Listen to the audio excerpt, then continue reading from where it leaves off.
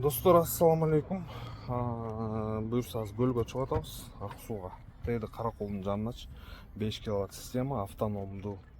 Ошого кетип жатабыз. Азыр 9-та чыгабыз, эртең менен барып кечке орнотуу менен алек болобуз го дейм.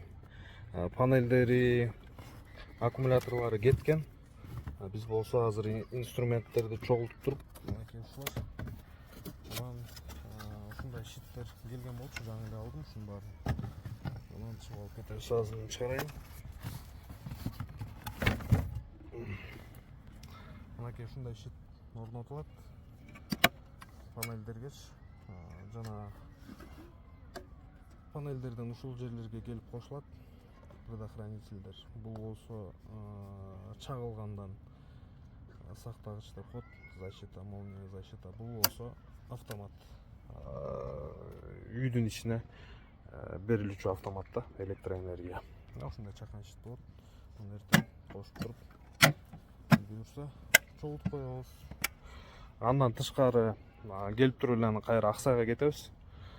Тегиди Кел Суугачы, ал жерге да 5 киловатт система чыкты. Андан кийин кайра Бишкекке келип туруп анан Жети Өгүзгө барабыз да. Заказдар түшүп атат буюрса. Буйрутмалар кыргызчасы. Сиздер дагы буйрутма берсеңиздер болот. Күн электростанциясына бүткүл суроолор боюнча мына ушул номерлер менен байланышыңыздар. Көрүшкөнчө эмки видеолорго чейин.